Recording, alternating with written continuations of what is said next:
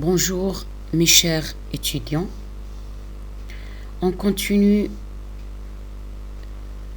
notre chapitre la physiologie de la digestion par la discussion premièrement de la troisième partie de la physiologie qui est l'absorption, puis on parle de la régulation de l'activité sécrétoire et motrice du tube digestif, que ce soit la régulation nerveuse ou bien la régulation hormonale.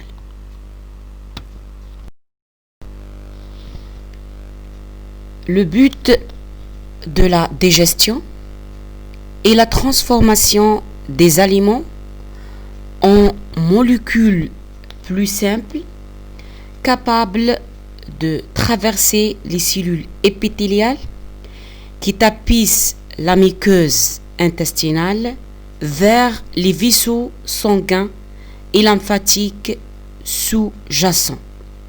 Donc, l'absorption se réfère au transfert des produits de la digestion conjointement à des sels minéraux, des vitamines et de l'eau ingérée, de la lumière intestinale vers le sang ou la lymphe. Elle a lieu essentiellement au niveau de l'intestin grêle qui est bien adapté à cette fonction plutôt par l'existence à la fois des mécanismes de transfert ou bien transport spécifique, la diffusion facilitée, l'osmose et le transport actif, et d'une très grande surface d'échange. Cette surface est augmentée par l'existence de replis muqueux macroscopiques qui sont les valvules connivantes, des projections microscopiques de la muqueuse qui sont les villosités intestinales et des replis de la membrane des cellules épithéliales qui sont les microvillosités. Toutes ces structures assurent l'augmentation de la surface de l'absorption comme l'augmentation de la surface de la digestion. Environ 90% de toute l'absorption a lieu dans l'intestin grêle, comme le tableau 8 représente. Le reste de l'absorption s'effectue dans l'estomac et le gros intestin par les cellules cylindriques muqueuses, qui assurent l'absorption de l'eau et d'autres composants solubles, et ceci maintient l'équilibre hydrique, solidifie les fesses et assure l'absorption des vitamines et des électrolytes et l'envoi des substances toxiques au foie pour y être détoxiquées. Le schéma suivant représente les méthodes d'absorption des nutriments digérés à travers les cellules muqueuses des villosités vers le sang ou bien la lymphe. On commence notre explication par l'eau. En effet, environ 9 litres de liquide pénètrent quotidiennement dans l'intestin grêle, près de 8 à 8,5 litres de liquide sont absorbés dans l'intestin grêle. La quantité restante, 0,5 à 1 litre, est cédée jusqu'au gros intestin où une grande partie est aussi absorbée. Ou exactement, le maximum dans le cæcum et le côlon ascendant. L'absorption de l'eau dans l'intestin grêle s'effectue par osmose, comme représente le schéma suivant. Depuis la lumière de l'intestin grêle jusqu'au capillaire sanguin des villosités à travers les cellules épithéliales.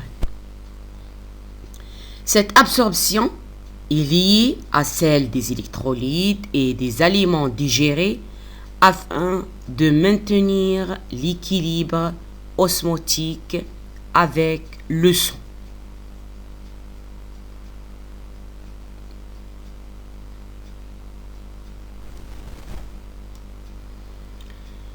Deuxièmement, les électrolytes. Les électrolytes absorbés par l'intestin grêle sont pour la plupart des constituants de sécrétion gastro-intestinale. Certains d'entre eux sont également des composants d'aliments ingérés et des liquides. Les électrolytes sont transportés ou bien absorbés par deux méthodes. De la lumière de l'intestin grêle vers les cellules épithéliales de la villosité, par transport actif ou bien par diffusion. Et le passage des cellules épithéliales de la villosité vers le sang se fait généralement par diffusion. On va détailler. Par exemple, le sodium est capable de pénétrer dans les cellules épithéliales et de quitter celles-ci par diffusion. Il est aussi capable de pénétrer dans les cellules muqueuses par transport actif afin de quitter l'intestin grêle par diffusion. Les ions chlorure, iodure et nitrate peuvent suivre passivement les ions sodium ou être activement transportés. Autres électrolytes tels que le calcium, le fer, le potassium, le magnésium et le phosphate sont aussi transportés activement.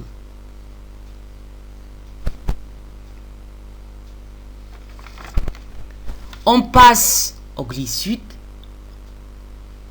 Les glucides sont, après digestion, absorbés sous forme de glucose, de galactose et de fructose.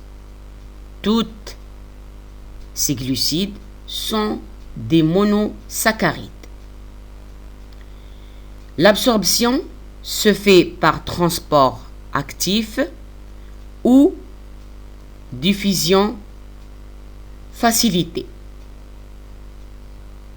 En ce qui concerne le transport actif, dépend de l'existence d'une molécule de cotransport de Na+ dans la membrane de l'épithélium de la muqueuse. Le Na+ est la molécule de sucre, glucose ou bien galactose se fixe sur le transporteur et quand le Na+ passe d'un milieu à forte concentration en dehors de la cellule à un molécule à faible concentration intracellulaire, le monosaccharide est transféré avec lui dans la cellule. C'est-à-dire, le transport se fait par un transport actif secondaire. Le fructose est transporté par diffusion facilitée dans le transporteur permettant simplement d'atténuer l'effet de barrière de diffusion induit par les membranes cellulaires lipidiques. Les monosaccharides pénètrent ensuite par diffusion dans les capillaires des villosités et, comme les électrolytes et l'eau, le sang les transporte au foie par le système porte-hépatique et enfin il quitte le foie pour gagner le cœur et pénètre dans la circulation générale ou bien systémique.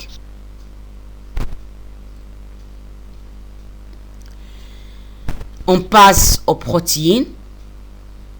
Les protéines sont scindées aux acides aminés et en petites peptides qui sont absorbés par transport actif, utilisant un système de cotransport de Na+, c'est-à-dire toujours le transport actif se fait par transport actif secondaire.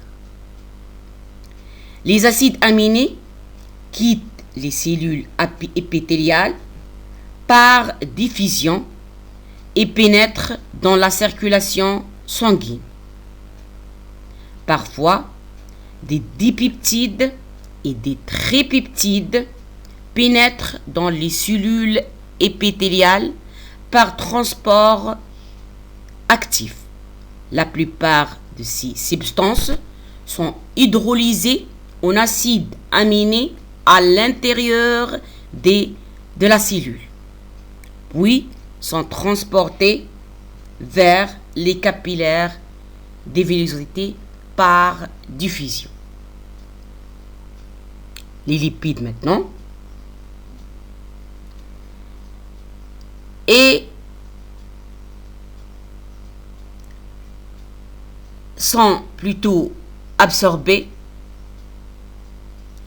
On nécessite la présence des sels biliaires ou bien de la bile. L'émulsion et la digestion des graisses entraînant la dégradation des graisses neutres, triglycérides, en monoglycérides et en acides gras.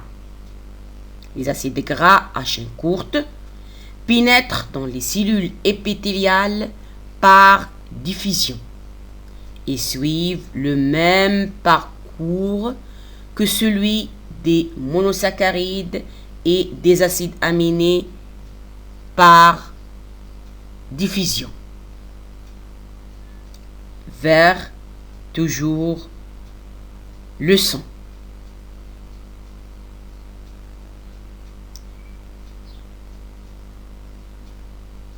La plupart des acides gras sont des acides gras à chaîne longue. Ces acides gras et les monoglycérides sont transportés différemment. Durant la digestion des graisses, les acides gras et les monoglycérides se dissolvent au centre des micelles avant d'atteindre les cellules épithéliales des villosités. Les micelles, malgré leur grande taille, sont solubles dans l'eau du liquide intestinal. Et les micelles se forment de la liaison entre les acides gras à chaîne longue et les monoglycérides avec les sels biliaires de la bile.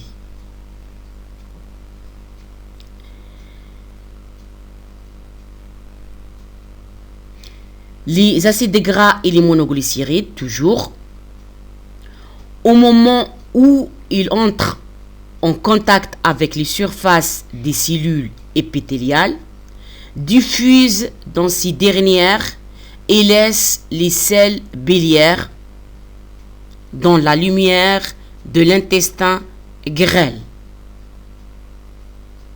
Ces derniers répètent continuellement ce processus de transport dans le chyme. Enfin, la majorité des sels biliaires de l'intestin grêle est absorbée ou bien réabsorbée dans l'élion avant d'être transporté par le sang jusqu'au foie pour y être sécrété de nouveau. Ce cycle est appelé le cycle entérohépatique. C'est le cycle de recyclage des sels biliaires ou bien de la bile.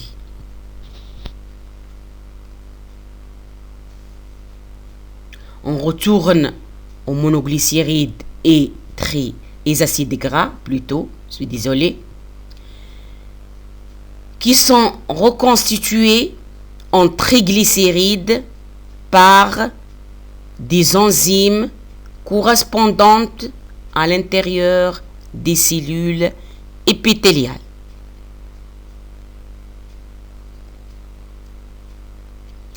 Ils sont ensuite stockés avec les phospholipides et le cholestérol dans une couche de protéines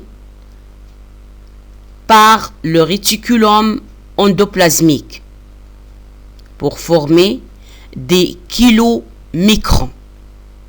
Et c'est ça bien représenté dans le schéma par des flèches.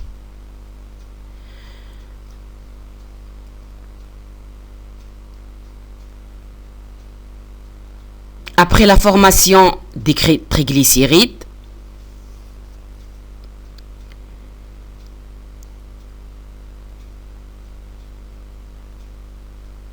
ces triglycérides restent dans le réticulum endoplasmique lisse et se regroupent en globules avec les phospholipides et le cholestérol et recouverts d'une couche protéique pour former les kilomicrons. L'enveloppe protéique garde les kilomicrons en suspension et les empêche de se coller les uns aux autres. Les kilomicrons ensuite quittent les cellules épithéliales et pénètrent dans le chylifère d'une vélocité. Ils sont transportés après par les vaisseaux lymphatiques jusqu'au canal thoracique et pénètrent dans le cœur par la veine sous-clavière gauche. Enfin, ils atteignent le foie par l'artère hépatique et c'est ça la voie de la plupart des lipides. Les vitamines, maintenant, liposolubles telles que les vitamines A, D, E et K sont absorbées en même temps que les graisses alimentaires se forment des micelles, c'est-à-dire suivent le même trajet des lipides qui sont les acides gras à chaîne longue et monoglycérides.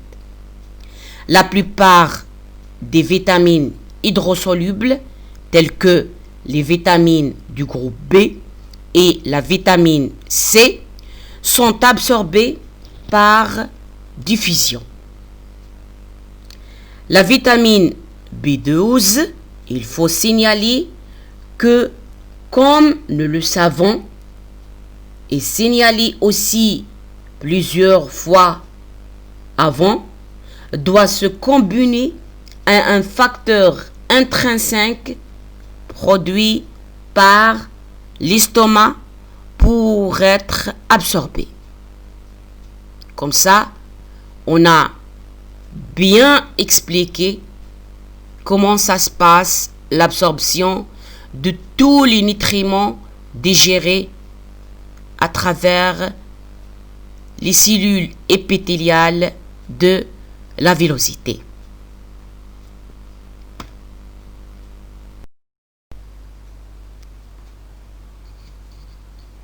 On passe à la régulation nerveuse et hormonale, ou bien on peut dire la commande neuro-hormonale de l'activité sécrétoire et motrice de tube digestif.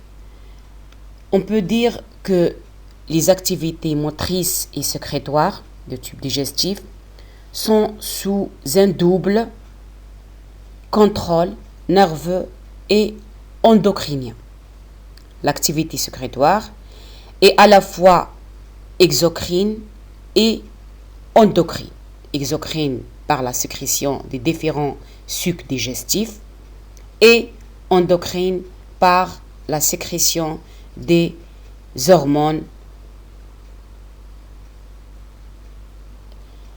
Les glandes exocrines sont situées dans la paroi même du tube digestif, mais aussi à distance du tube digestif, telles que les glandes salivaires, le foie, le pancréas, alors que les glandes endocrines sont situées dans la muqueuse du tube digestif. Elles sécrètent 3 principales hormones. La gastrine, que ce soit entérique ou bien gastrique, la sécrétine et la cholécystokinine par le duodénum.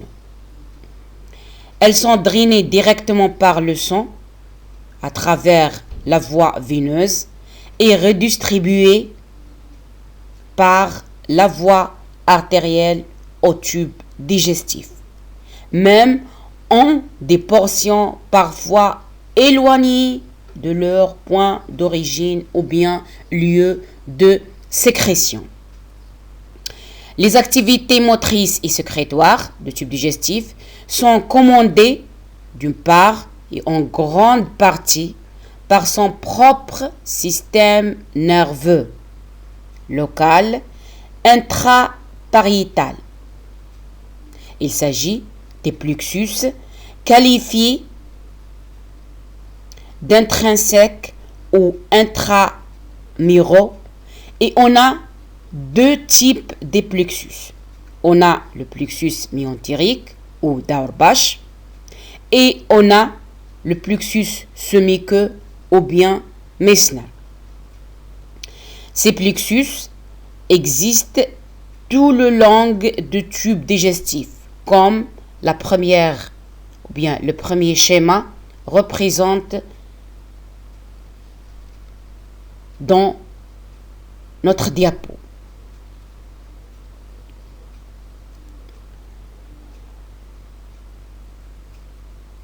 Les neurones de ces plexus se relaient entre eux par des synapses à l'intérieur d'un même plexus.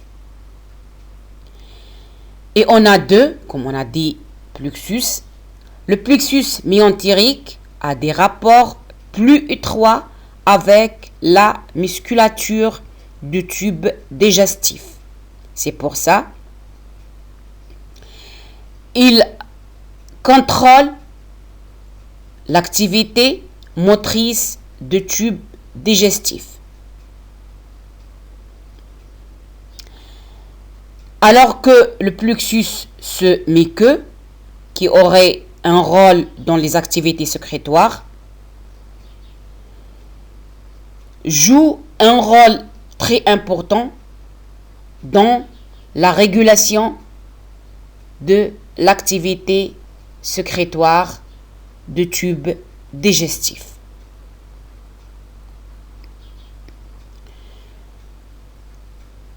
D'autre part, ces activités motrices et sécrétoires sont commandées par des voies nerveuses longues, le système végétatif ou bien autonome, qui peuvent soit connecter sur les plexus, c'est-à-dire contrôlent indirectement, ou bien énerver directement le tube digestif. Les fibres du système nerveux végétatif, orthosympathique et parasympathique, pénètrent dans la paroi du tube digestif et font synapse avec les neurones du plexus.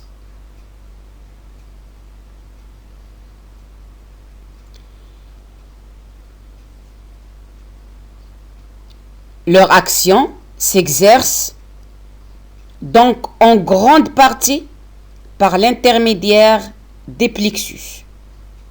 Et ça est bien visualisé dans la figure. Alors, on a ici le système nerveux central qui envoie des neurones efférents autonomes ou bien neurovégétatifs, orthosympathiques et parasympathiques, soit directement vers les organes effecteurs, les muscles et les glandes, soit par l'intermédiaire des plexus nerveux, et puis les plexus nerveux envoient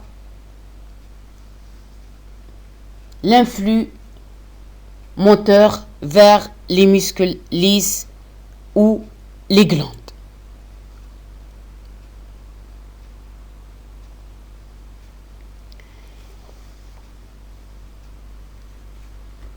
Bien sûr, la stimulation arrive par plusieurs formes, soit de l'intérieur ou bien de la lumière du tube digestif, à travers bien sûr les chemorécepteurs, les osmorécepteurs et les mécanorécepteurs qui envoient un influx sensitif vers le système nerveux central à travers des neurones afférents. Après l'analyse, l'intégration, le système nerveux central, comme j'ai déjà dit plusieurs fois, envoie à travers des neurones efférents l'influx moteur, soit par l'intermédiaire des plexus nerveux, soit directement vers les organes effecteurs. Il y a autre stimulation de l'extérieur du tube digestif qui sont par exemple soit la vision, l'odeur, le goût, l'idée de la nourriture et aussi des états émotionnels comme le stress par exemple.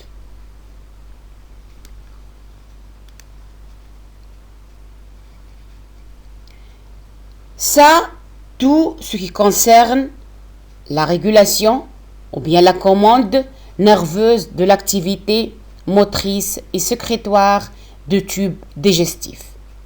À l'autre côté, la figure représente la commande hormonale de l'activité motrice et sécrétoire du tube digestif.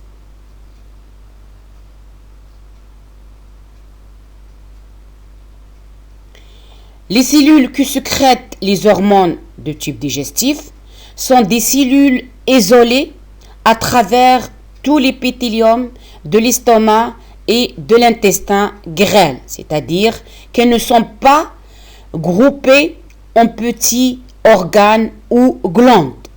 La stimulation a lieu au niveau de la lumière du tube digestif.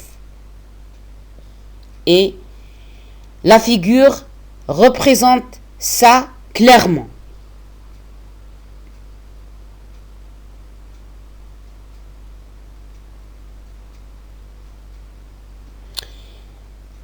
Les récepteurs locaux sont sensibles aux caractéristiques chimiques du contenu du tube digestif et à la tension pariétale, c'est-à-dire la distension qui s'effectue par le remplissage des aliments ou bien des composants nutritifs. La sécrétion se fait au niveau des capillaires, c'est-à-dire de l'autre côté de la cellule cible.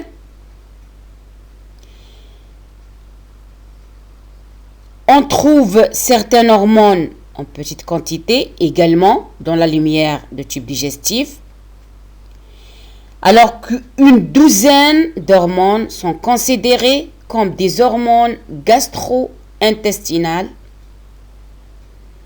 Seules 3 le sont réellement: sécrétine, cholécystokinine et gastrine. Les autres substances sont des hormones que l'on appelle candidats seulement, telles que GIP, qui est le peptide inhibiteur gastrique, la motiline plutôt, et le VIP ou bien peptide vasoactif intestinal, etc. Maintenant, après la sécrétion de l'hormone entre dans la circulation sanguine et arrive autrefois au tube digestif pour assurer le contrôle ou bien la régulation. Notre cours par un exemple explicatif de la régulation nerveuse et hormonale de l'activité sécrétoire du tube digestif. C'est l'activité sécrétoire de pancréas ou bien la sécrétion pancréatique. Tout d'abord, il faut connaître que les sucs pancréatiques se composent de 2 parties. On a les sécrétions riches en bicarbonate de sodium et on a les sécrétions riches en enzymes digestifs. La figure suivante représente comment se contrôlent ces sécrétions. On commence par la régulation nerveuse et à travers le système parasympathique, exactement le nerf pneumogastrique 10 ou bien le nerf vague,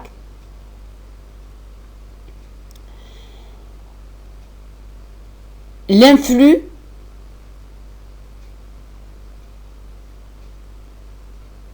qui se transforme le long de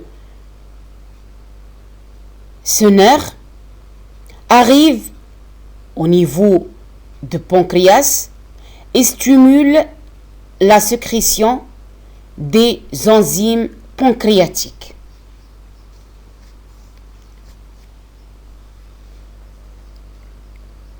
Quand le chyme renfermant des protéines partiellement digérées, des graisses, des liquides hypertoniques ou hypotoniques ou des substances irritantes arrive au niveau du duodénum,